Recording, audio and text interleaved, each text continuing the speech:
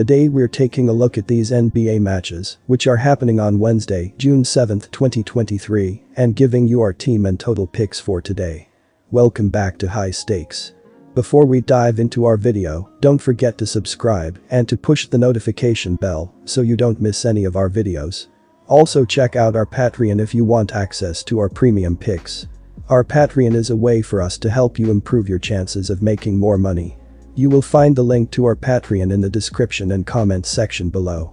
Denver Nuggets vs Miami Heat. The Nuggets were cruising along in Game 2 and looked like a lock to go up 2-0 on Sunday night.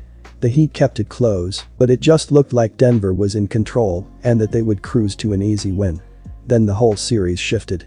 The Nuggets went into the fourth quarter up 83-75, having built on their 57-51 halftime lead. But the Heat came out on fire in the fourth, outscoring Denver 15-2 to start the fourth frame on their way to a shocking 111-108 win. A lot of money has been lost by people disrespecting Miami throughout these playoffs, so I am a little surprised to see Denver listed as the favorite. After Game 1, where Denver used its size advantage to outmuscle the Heat, Spoelstra made some adjustments, as he always does, inserting Kevin Love into the starting lineup, and he responded with 10 rebounds. Miami's game plan seems to be, let Jokic do his thing, but don't let Michael Porter and Aaron Gordon hurt you, and keep Murray from going off. Murray really is the key, because when he gets going, the Heat are tough to stop. I think they follow that game plan, with the help of the home crowd, to victory. The Heat are 8-2 against the spread in their last 10 home games. Take Miami getting the points.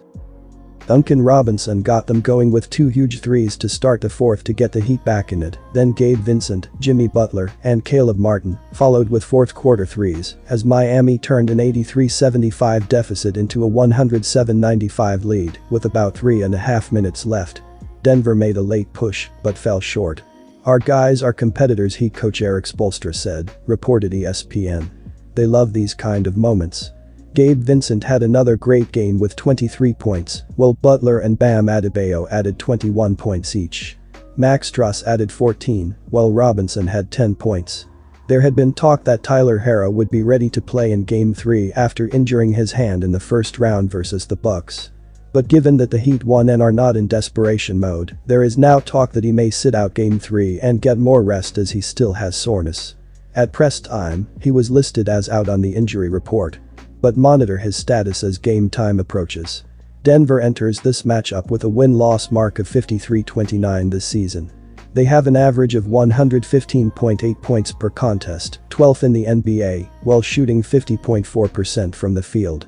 The Nuggets are connecting on 37.9% on three-pointers, 969 of 2,559, and 75.1% from the free throw line.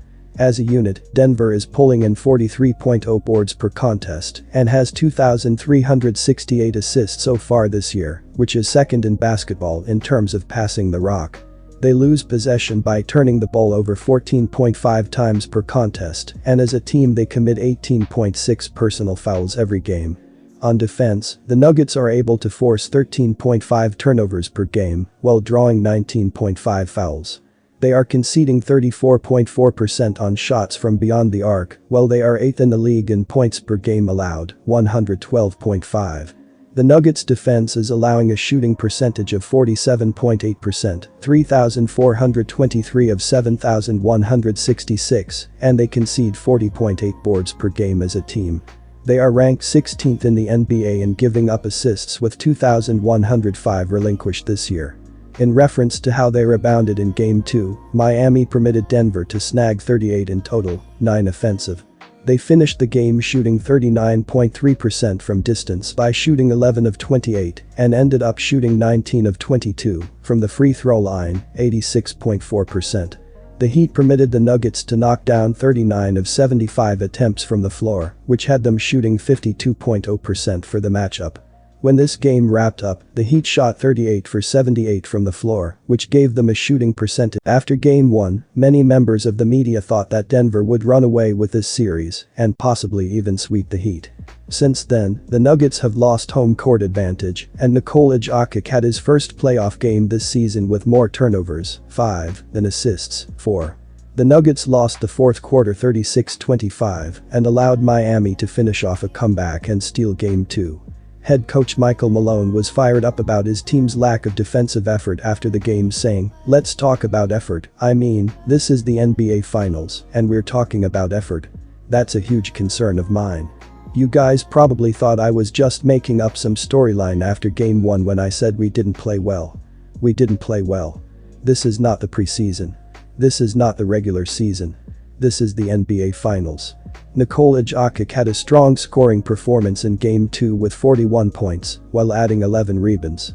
Jokic took 28 shots, the next highest on the team only shot 15, so look for Jokic to possibly facilitate more in Game 3. The next highest scorer was Jamal Murray with 18 points, but that is far below his playoff average of 27.0 ppg. Murray did lead the team in assists with 10.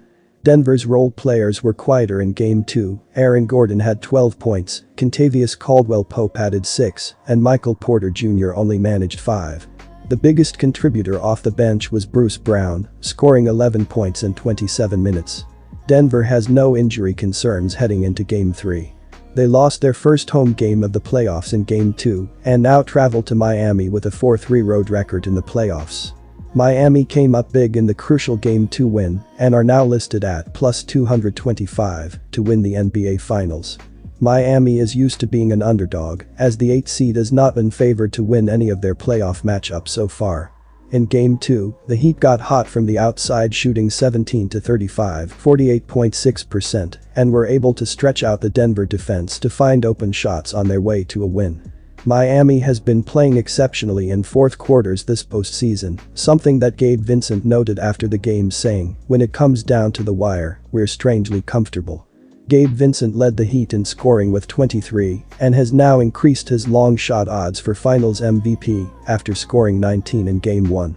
If Vincent can keep up his hot shooting, he may be one of the most surprising Finals MVPs of all time.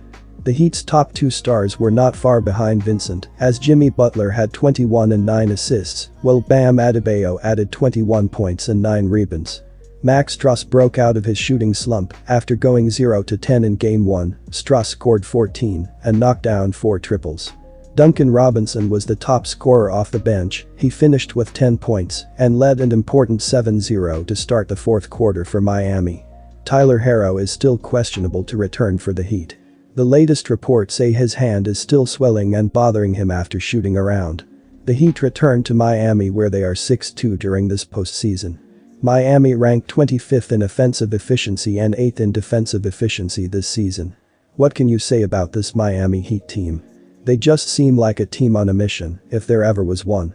They proved that again on Sunday with a gutsy 111-108 win over the Nuggets in Denver to tie the series at 1-1.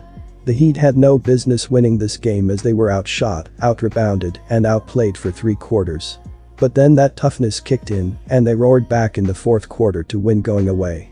The big difference was the 3-ball, as they drained 17 threes and shot 49% from deep. Denver will slow it down, Miami will show some zone, and this game will go under the total. Take the under.